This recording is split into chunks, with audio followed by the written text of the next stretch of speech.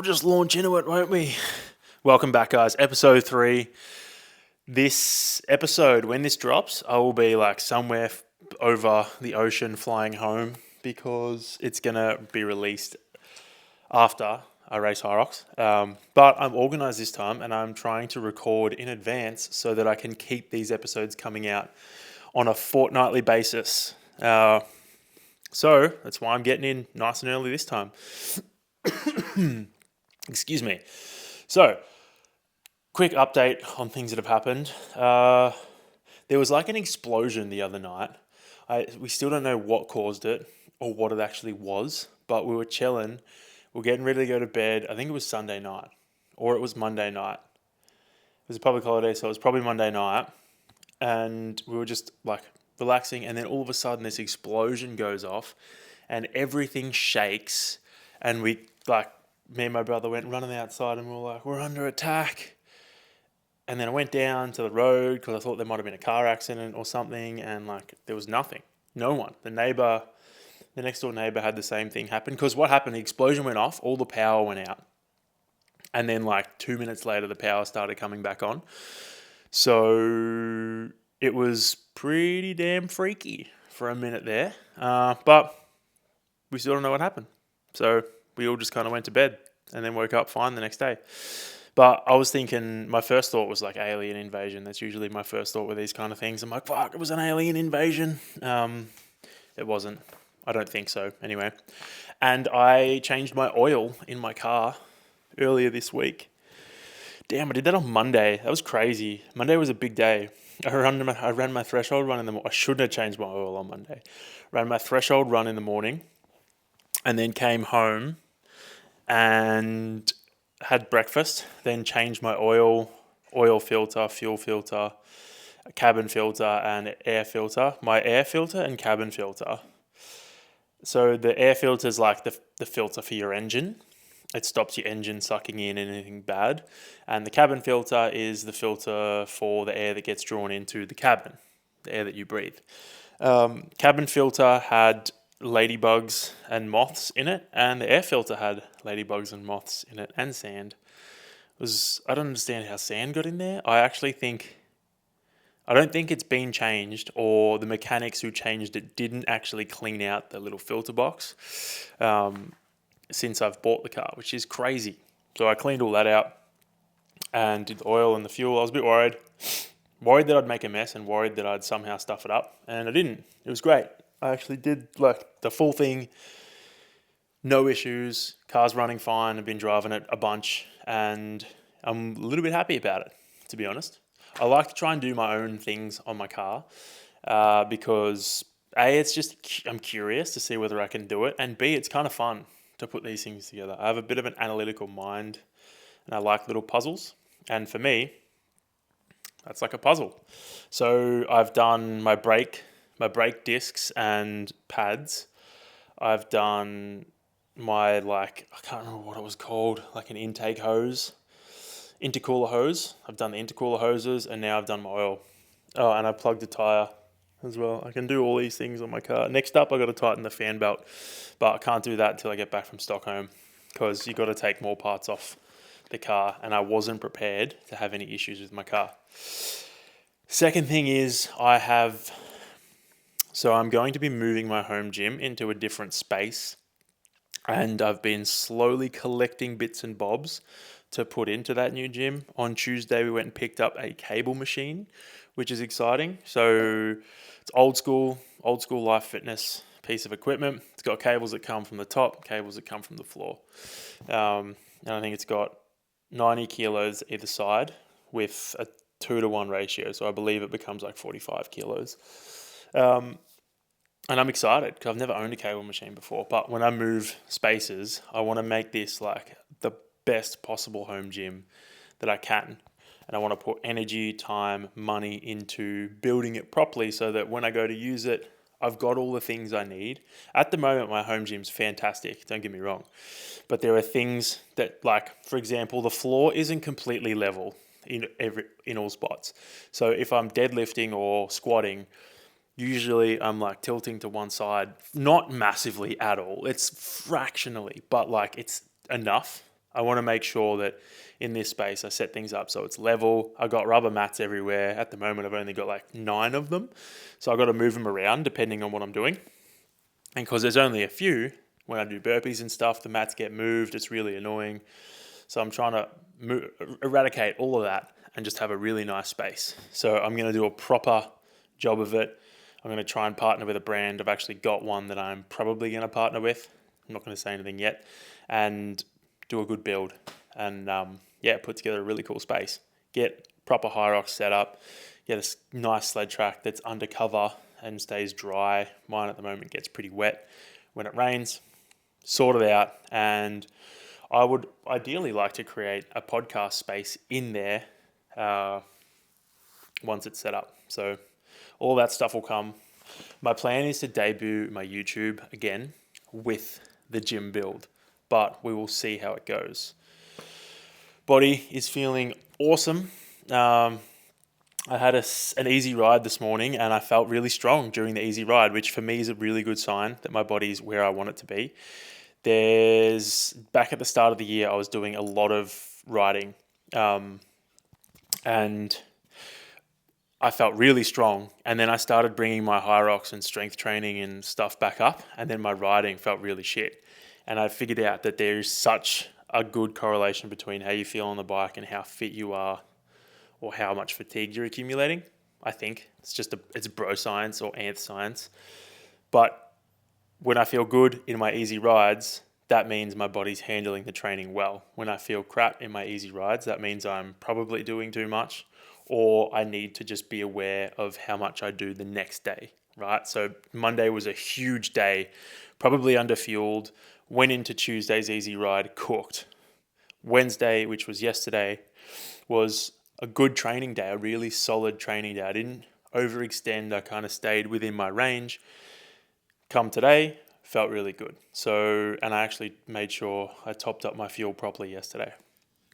So for me, riding is a really good indicator of how I'm feeling, and I'm feeling really good.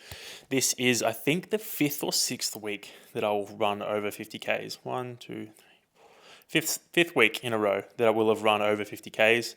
And then I put up 2 38K weeks before that and a 45. So since Brisbane Hyrox, there was 3 weeks where my running was a bit low, and then it's picked up to over 50, and I've held that consistently for what's going to be 5 weeks. And that is huge for me. I don't have to hold my body together with Band-Aids.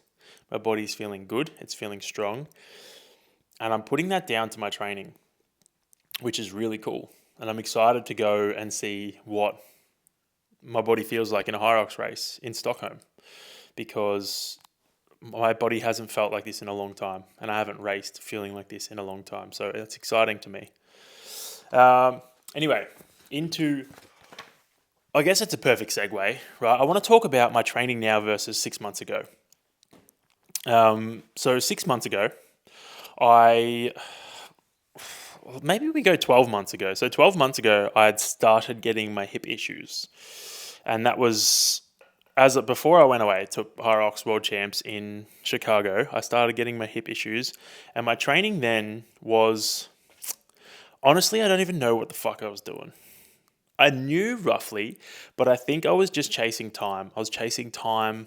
I was chasing time. I was posting my weekly volume time-wise on Instagram, and I was just trying to get that number as high as possible. And to be honest, there was not a lot of structure backing it up. I think a lot of the stuff I was doing, I kind of fluked. The stuff that worked, I think I fluked. I didn't really have any real structure behind how I was approaching things, and I was kind of winging it, and it worked for the most part. But then it started to not work because I had hip issues and I didn't know what was going on, and I kept trying, and then I cracked it at Worlds and said, I'm going to get a coach. So that's when I went with House Training, which is Hunter McIntyre's coaching brand. And I went with them from July after. So I came home from Worlds Chicago, I raced Hyrox Sydney, and then I started with House. And it was really good training. I was getting coached by Marshall, who is the coach I had been with until just after Brisbane. It was really good. because it was a different style of training. I had someone else in charge of the volume. I had someone else in charge of just telling me what to do. And I didn't have to think about that stuff. And the training we were doing was really good. I saw great results and progress between Sydney and Perth, which was my next race. But I still had those underlying issues with my hip. And that was, I think, just after Perth was when I figured out that I was like borderline stress reaction in my hip. I was pushing through too much. And I think I actually looked at my Strava the other day to see just what my running volume was like. And you can see it spike. 2 weeks, I hit, I think, 70 Ks. And I was feeling good when I hit those 70K weeks. I felt really good. But off the back of that, my volume kind of plummeted. And I think that's where my issues really started, because my hip really started hurting. And then, you can see I hit 71, and then I had like a 62K week, a 71K week again, and then I kind of dropped down to like 18, and then that was it. I sparingly cracked 40 for like 2 months, because I was trying to conserve my hip and not make it worse. And I think that's where things started to go sideways for me. And it wasn't because I wasn't getting coached well. The program I was doing was really good, and I honestly have carried a lot forward from what me and Marshall were doing in the programming, but I didn't address what was going on, right? I didn't address the issue that I had. So I carried on with Marshall training all the way up to December, which was Melbourne Hyrox. And Melbourne was the first time in 2024 where I said I was going sub 60, and this is 2025. I've come back a year later. I'm like, we're doing it again. It's happening. We're going to do it. And it didn't happen. My race just wasn't there. I just wasn't quick. I had to smash so many anti-inflams the week of the race because my hip was really sore. And then I got there and it just didn't work. And I was like, what the... I spiraled after Melbourne. I went to riding. I just rode. Didn't do any easy running. I said, fuck easy running, because that was the stuff that was making me sore. I only did my threshold and interval running with movements and Hyrox style stuff, because that's how I could handle it. Shorter efforts, just repeated, no long steady stuff, because that's what was aggravating my hip. I went to bulk rides, and that was great. I love riding, especially in summer. It's the best. I think if I am in charge of my own programming, I will do that again, because it's sick. And for me, I don't like doing zone 2 runs.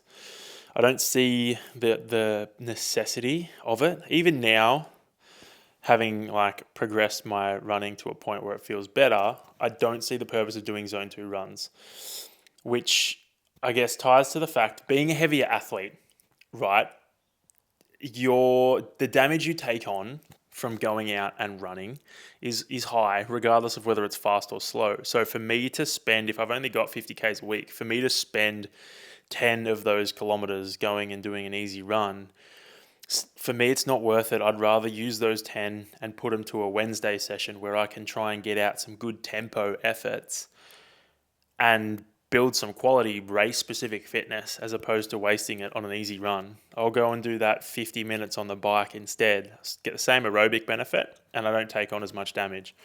So to bring everything back to where I was going with this, I spiraled in December, decided to do plenty of riding, and then after I did all that riding, it was about 6 weeks, I said to Marshall, let's work on the plan together. I'll put together what I think we should do, and then you come at it with your brain, and we'll put together this awesome training program.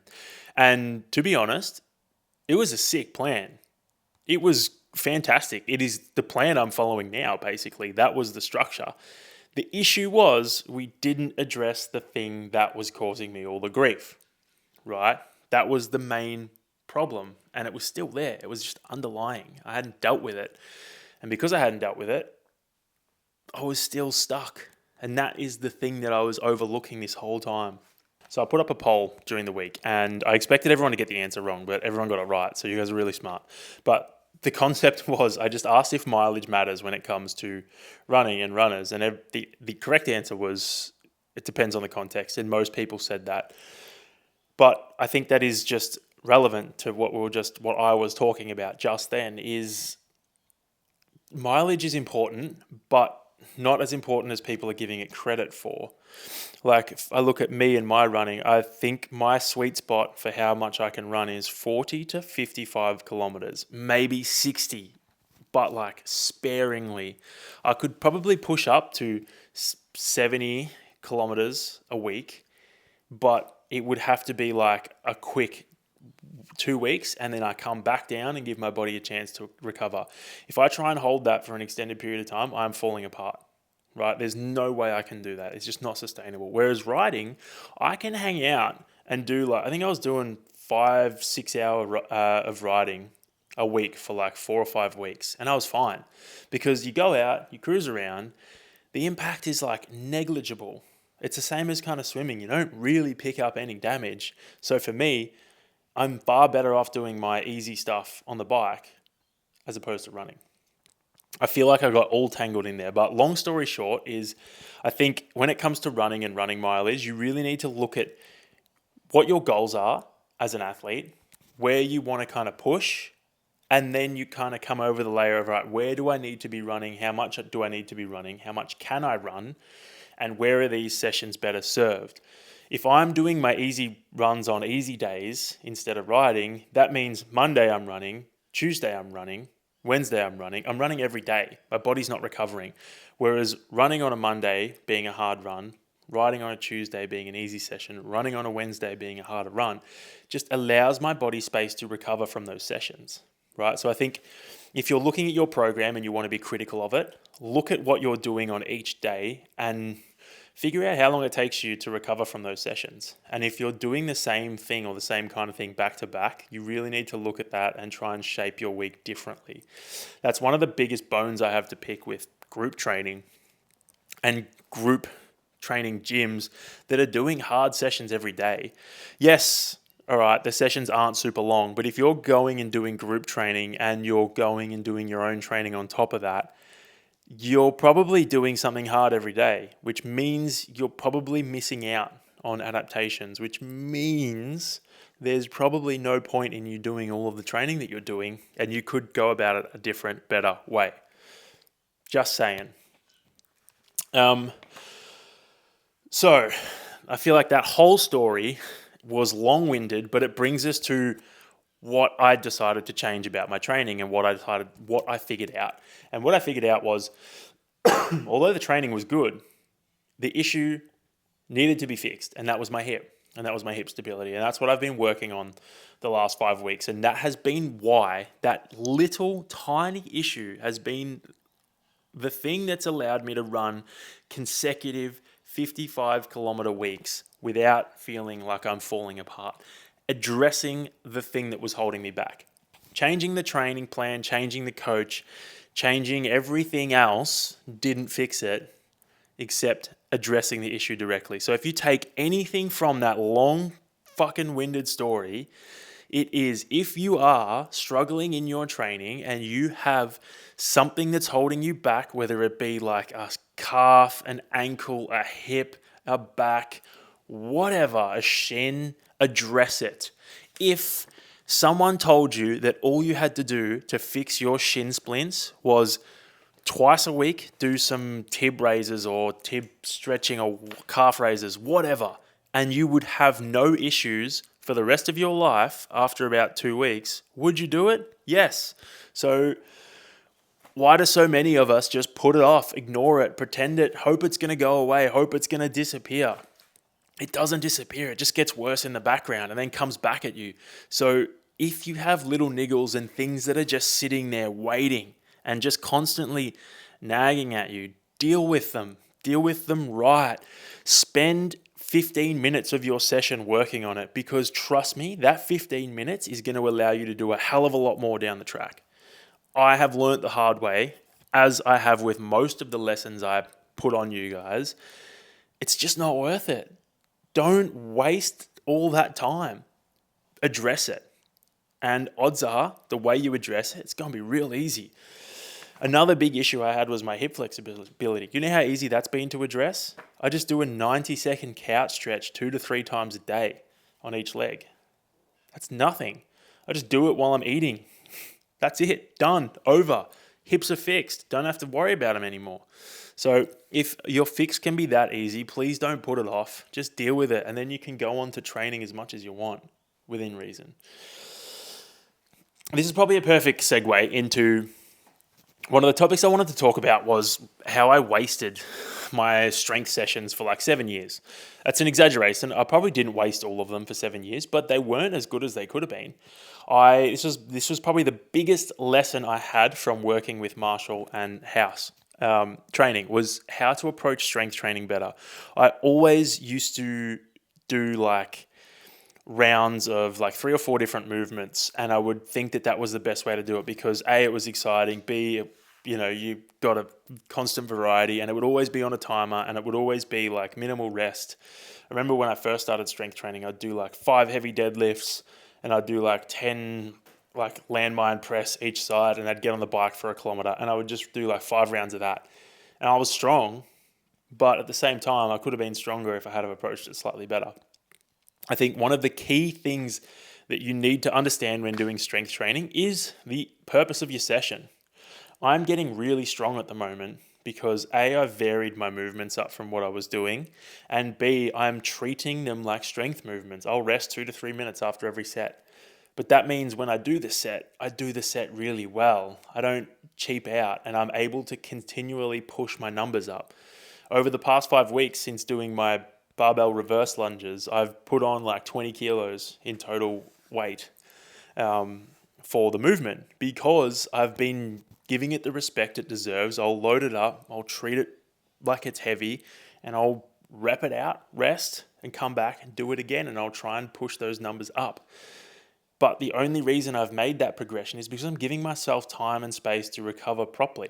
It's the same concept as like, if I told you to run as far as you could in 5 minutes, and then I was like, all right, I need you to do that again.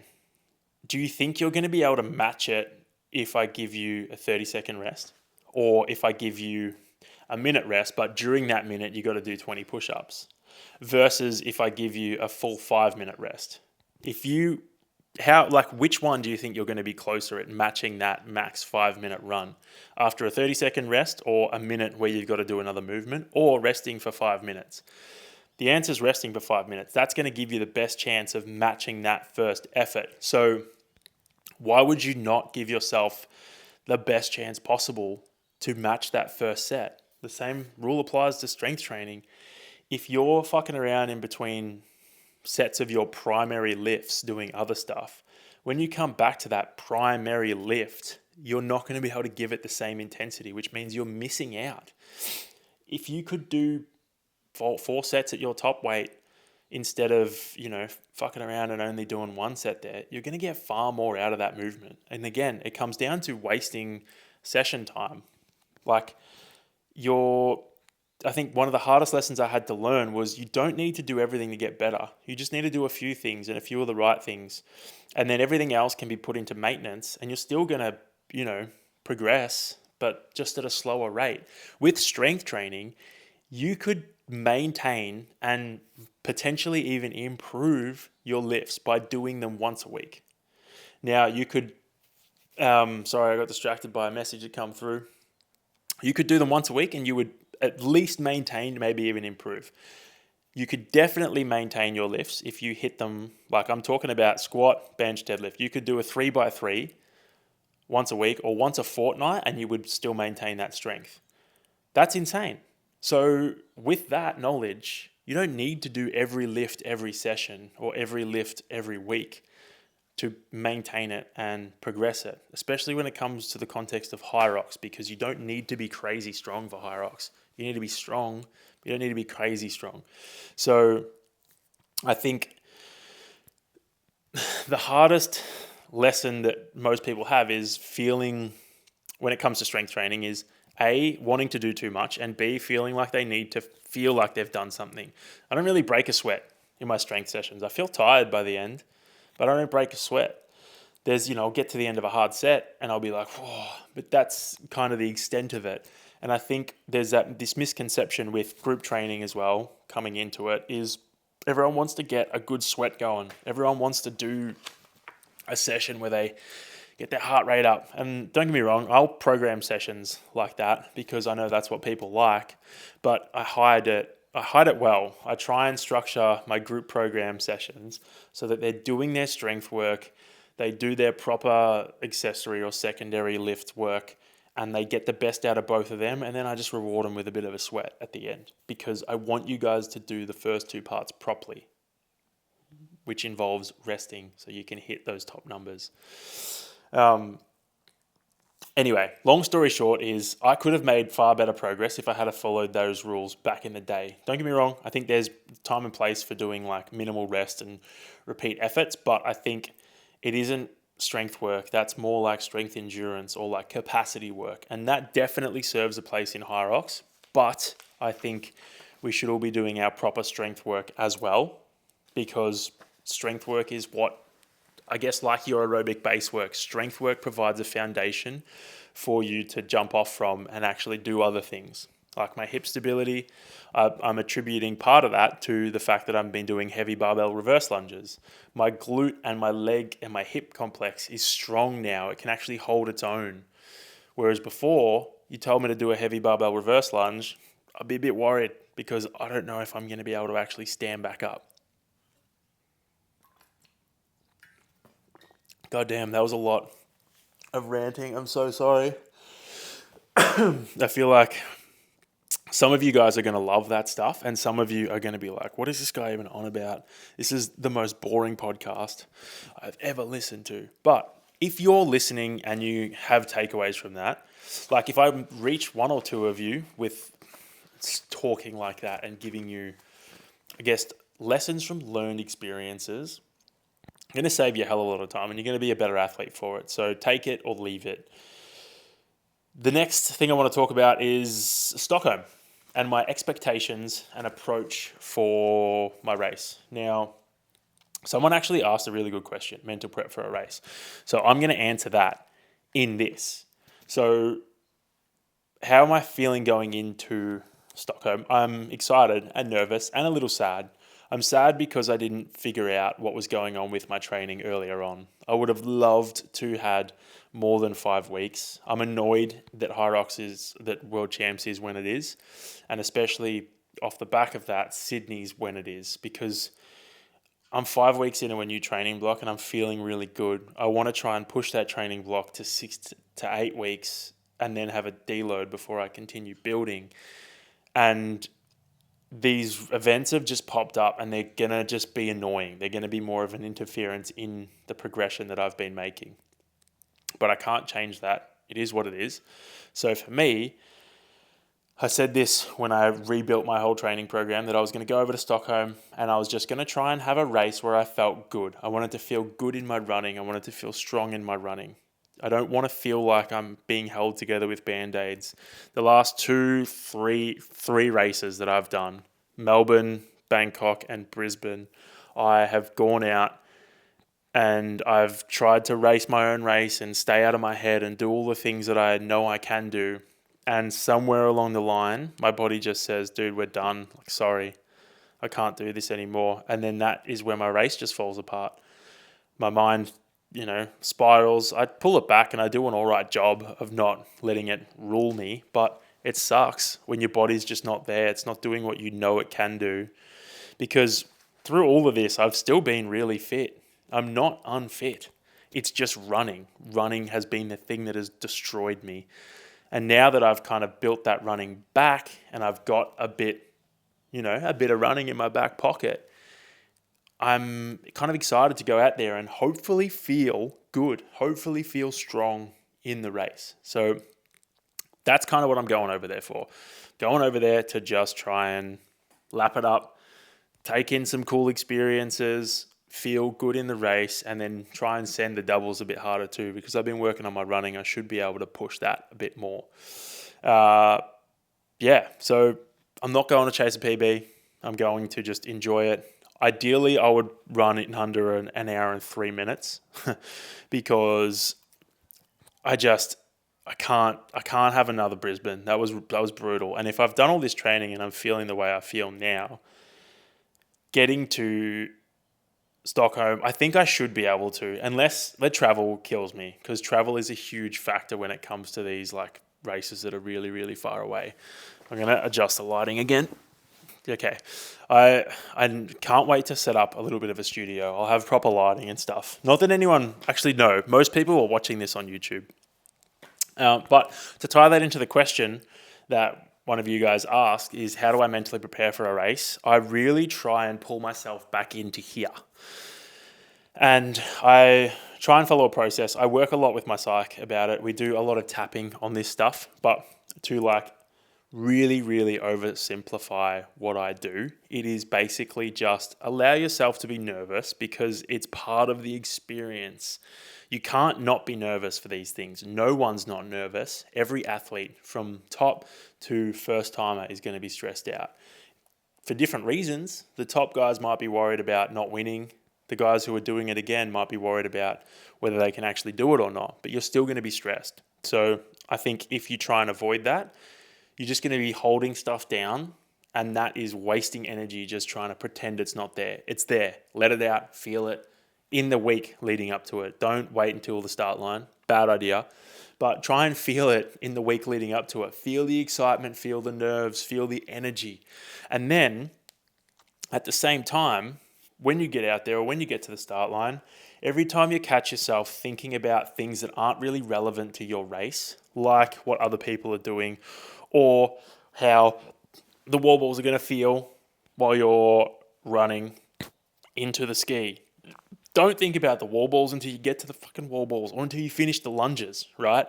Worry about the ski, then worry about the run after the ski, then worry about the sled push. And then you just work your way through the race like that.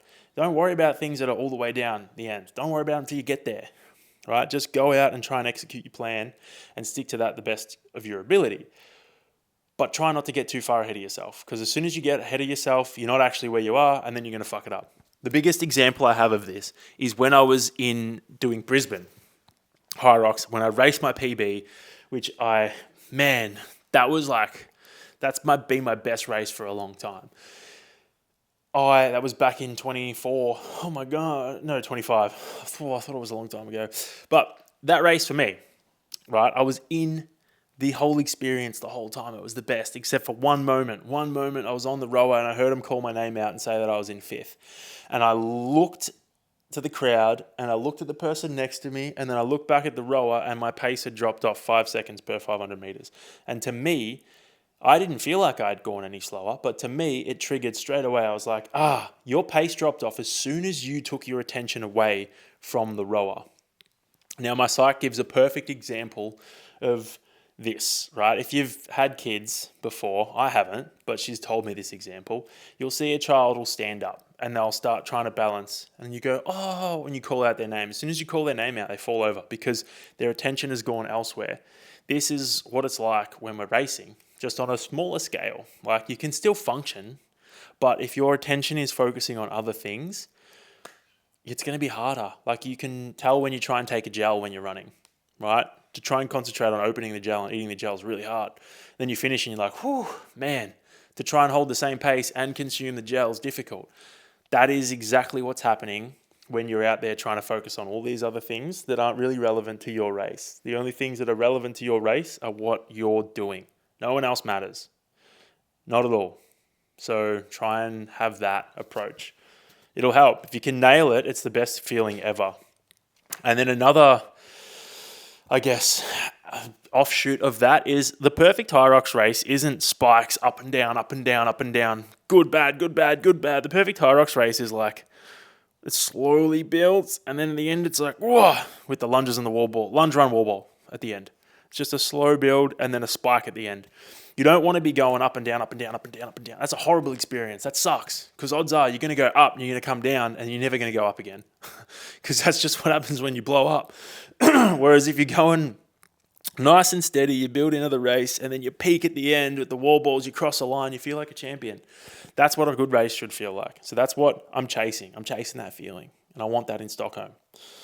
I want to talk a little bit about, what am I going to say? Oh, so to go back to Stockholm and stuff, I've got my sights set on, realistically, when I rewrote my program, I set my sights on an 18-week training block because I want to build my body back. And I've gone through little quick phases trying to get through quick fixes here and there, and it just hasn't worked. So for me to actually get myself back to where I want to be, I realized I'm going to have to just buckle in for the long haul. I'm going to have to sacrifice Hyrox races and performance because that's just sometimes what you got to do if you want long-term success. And that's what I'm doing. Even though it might mean I don't get to do a regional race, which they may not even be doing. I may not get to do a regional race. I may not get points for the system. I may not even get a race license, right? Because I need to be back to where I want to be. And the only way to do that is to really focus on doing that properly. And if I've got races that I'm trying to win and peak for and all this stuff throughout, it's just distractions. Like these 2 races being Stockholm and Sydney coming up. It's just annoying. They're in my way. I need to get past them so I can continue this gentle build and get my fitness back because that's what I want. Next up is, I guess, perfect segue. I kind of spoke about it already, but after Stockholm, I'm going to Sydney. So I've got a seminar on the week of Monday, the week of Sydney Hyrox. I'm going to race a solo pro. Amy and I are going to do mixed doubles. We're going to get a videographer to film it as well, which is so cool. And expectations for Sydney, I don't fucking know, dude. Let's just get through Stockholm first. But that's what's next. And then beyond that, nothing. Clear roads, empty highway, 12 to 20 week training block of me just getting fit and strong and fucking jacked because that's what I want.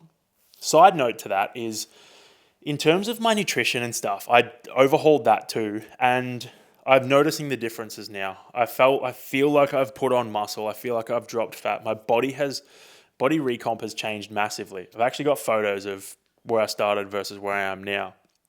I might actually share them. Maybe. We'll see. But long story short is that's another thing I've been focusing on. It's been really good. So I feel like all these little things in the background that I've just changed and tweaked haven't been massive, but they're all helping me move in the right direction. And honestly, I feel so much better for it. It's worth, sacrificing the flashy shit for. Trust me, because you feel so good. And off the back of the fueling thing, last time I spoke about a sponsor or a partner that I've got. This week I'm going to do the same. Or this time it's Myprotein. So a little story is yesterday's strength session in the evening. I always have a carb mix. Myprotein have this awesome electro fuel. And it's like electrolytes and carbs. It's my favorite drink to have during sessions because I like to sip on stuff. I don't particularly like having a massive gel shot unless it's a really hard session where I kind of need it. Usually I just sip on some electro fuel, which is 30 grams of carbs. It's got electrolytes and stuff in it. And I do that through my strength sessions as well because they're like 90 minutes long. Didn't have it yesterday. I had water. I don't know why. Silly choice. Got to the end and I was just faded. I was dragging my ass through it. And it, again, led me to realize how important fueling is. And I think we all need to pay more attention to it. Now, I think there's also a massive misconception around fueling as well. I think some people fuel a little too much. I think this tendency to overfuel or this tendency to have to fuel every session is good, but it's also not great because not everyone needs to fuel every session. There are a lot of people who overeat in their everyday lives. Those guys don't need to be having gels and they don't need to be having carbs and stuff during their sessions. If you're overeating during the day, having carbs and stuff during your session ain't going to help you. You're just going to be over-consuming. I think if you track your week on your day as a whole and you are like locked in on what you're consuming the right quantities of things and you know that you need to have carbs during a session, great. But if you're someone who overeats, having that extra fuel during your session isn't going to help you. You're probably going to gain weight, right? To put it bluntly, you're going to gain weight. Whereas if you track things meticulously and you know that you need to have a certain amount of carbs during a session, it's going to help you perform better. and long term it's going to work out for you, especially if you're doing a lot of training. I think if you're doing a lot of training, it's actually hard to eat the right amount of food. It's one thing I've found recently. So Myprotein, I've been with them. They're the first brand I partnered with, and I have stuck with them. They're fantastic. Obviously, they're huge in the Hyrox space. They're massive in Europe. They're not that great at promoting themselves here in Australia, but they're huge in Europe, and I'm going to see all the guys when I go over there for Stockholm. But code ANTH for up to 50% off. They've always got good sales too. Even if you just want creatine, dude, it's great. From there, we're going to segue into listener questions. I've already answered one of them, but first one off the rank is, how did you progress from open to Hyrox World Champs? Well, the answer to that one is real easy. How did I was raced a race, qualified, and then we were at World Champs because we did such an early race. But I feel like a better way to answer that is, sorry, I put this stuff into Claude to give me like a bit of structure for the episode, and this is the answer it has told me to say. This is why you can't trust AI completely, guys. The honest journey, years of racing, not overnight. It was technically overnight because Ben and I raced Hyrox Melbourne 2023 and then we had qualified for World Champs straight away. First open race, bang, World Champs. This is why you can't let AI tell you exactly what to do because it'll make you say shit like that. What actually moved the needle versus what felt productive but wasn't? Okay, well that's interesting. The training we were doing back then was crazy. It was against all of the things I know now, but it worked because I guess we were hungry, we were aspirational. We probably did too much and we probably held ourselves back, but it was fun training and we were both in incredible shape leading up to the race.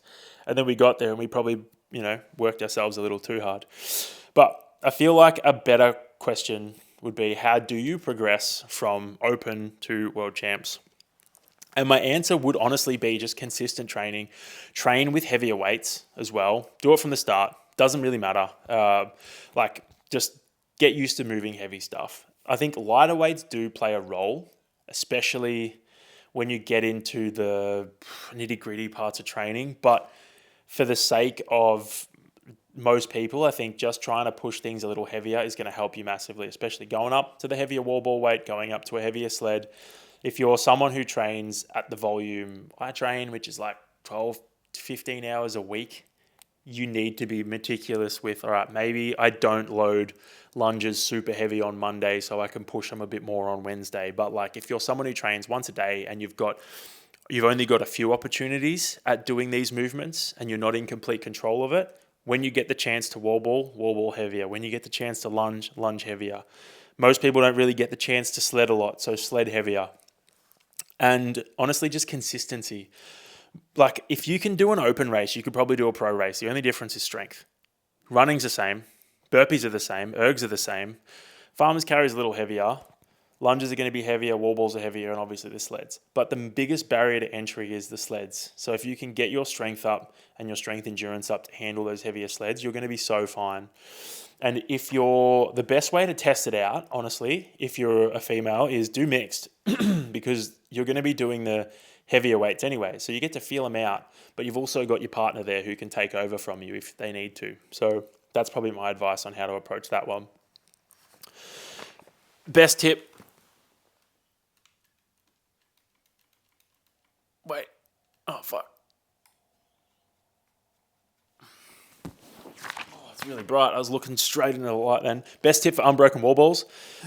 You got to get strength endurance. You got to have. Firstly, you got to figure out where you break down. Right? Is it your shoulders? Is it your legs? Is it everywhere? Do you systematically break down?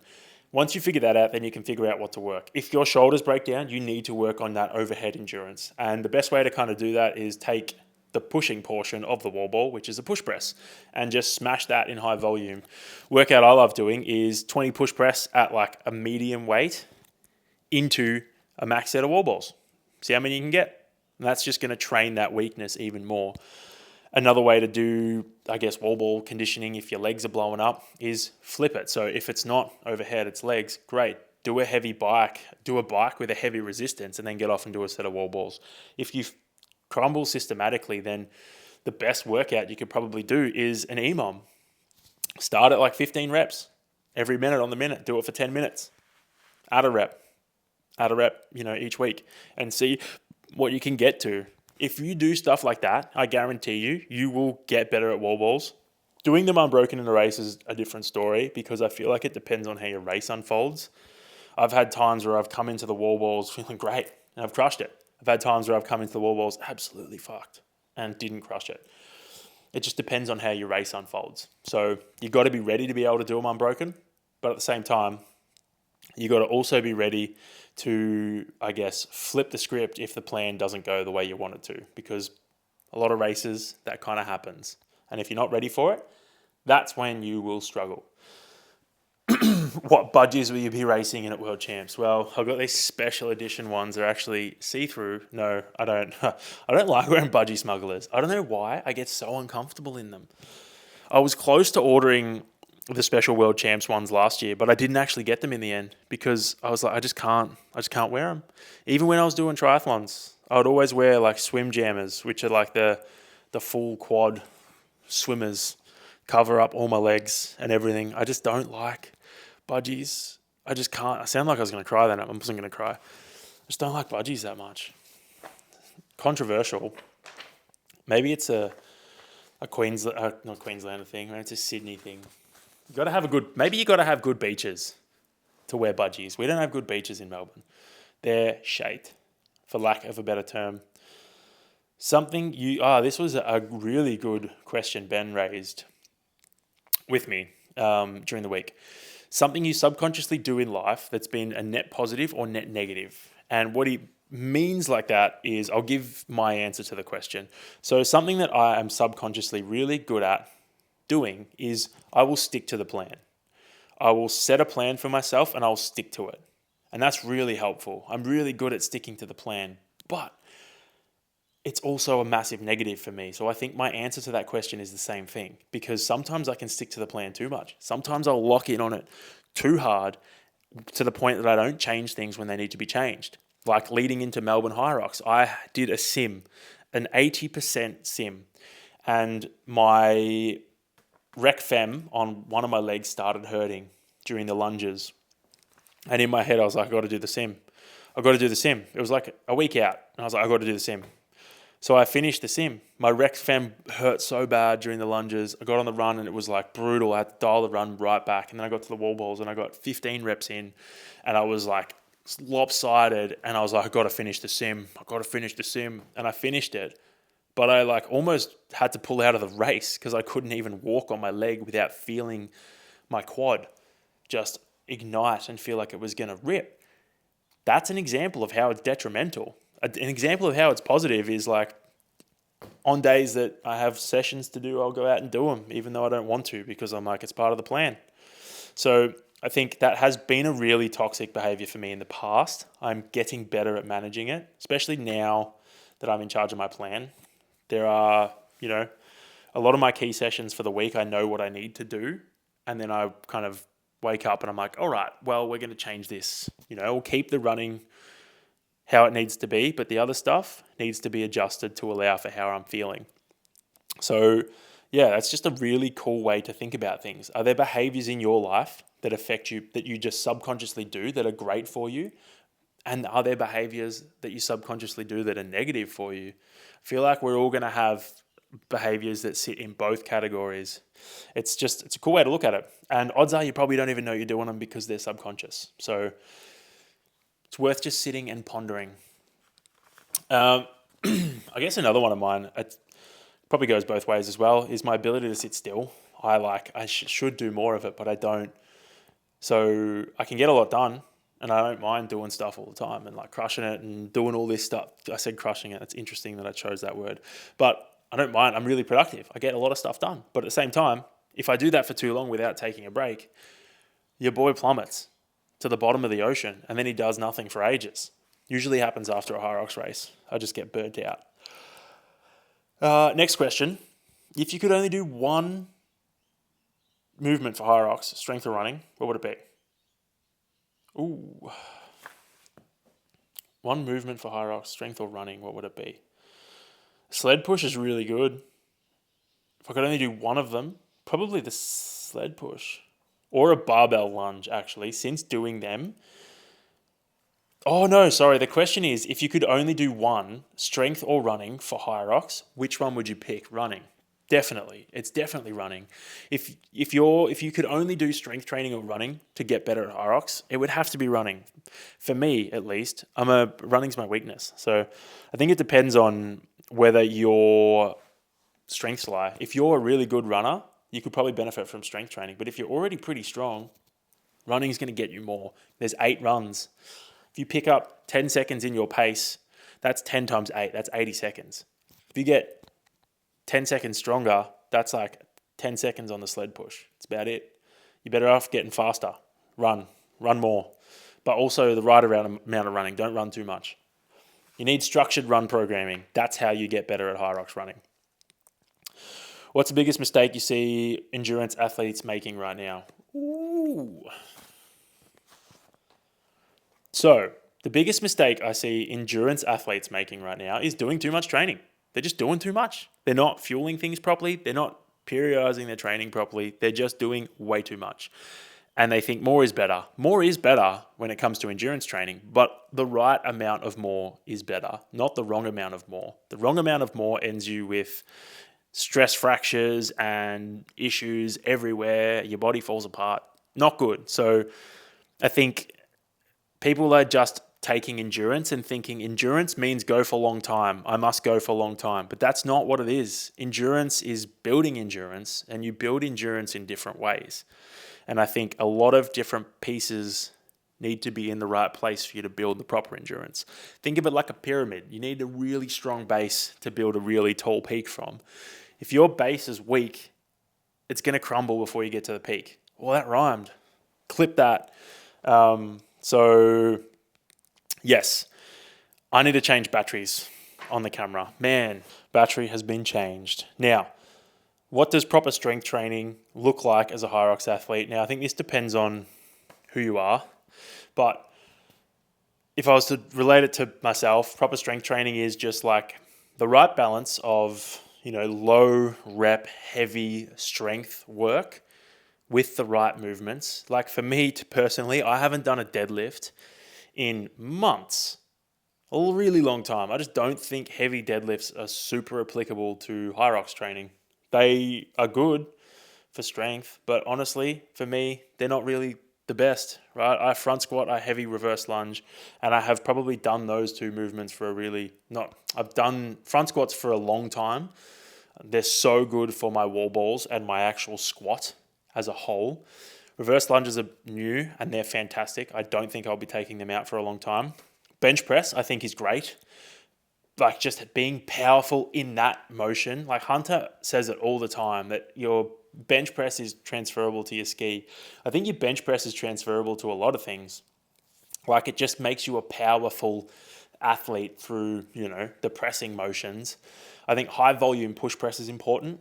The key change in that is I don't think you need to be strong overhead. You don't need to be super strong for Hyrox overhead. You need to be able to just do reps for the wall balls and the wall balls only. So I think proper strength training for Hyrox it's so dependent on the athlete as well. Like if you're stronger, you probably don't need to do as many sessions. I only do 1 session a week. But if you're a really good runner and you struggle with all of the movements because you're just not quite strong, then you could probably do 2 sessions a week. Just got to make sure it's a proper strength session and you're getting the most out of it by doing it the right way. That's the key. If you're getting in there and you're fluffing around and you're not actually pushing yourself and you're not resting properly, you may as well just skip it. That's the issue with all these half-assed training sessions or all these training sessions where you're kind of just fluffing around. You need to get in and do it right to get the most out of it. Now, what's next?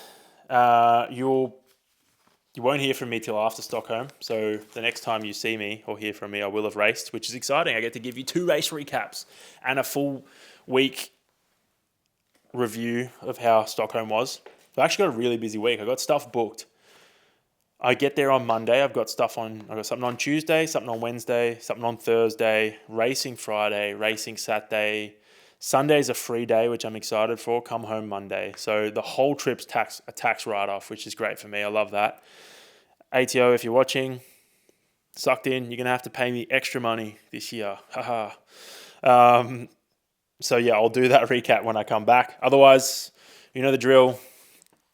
Like, subscribe, share. I don't know, follow it. I don't know what you guys, if you're watching on YouTube, like it, give it a like. Spotify, I don't even know if you can like things on.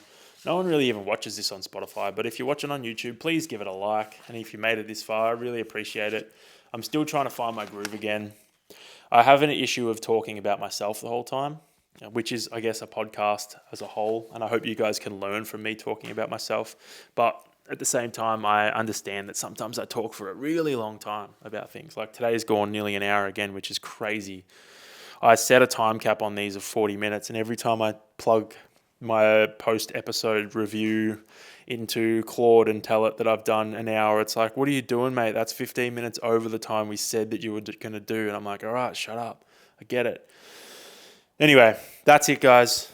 Hopefully you have an awesome week, and I am, chilling somewhere in the sky, probably cramped because I am a big person. Flying on a plane doesn't work so good. And I'll speak to you in a couple of weeks when I speak to you next. Yo.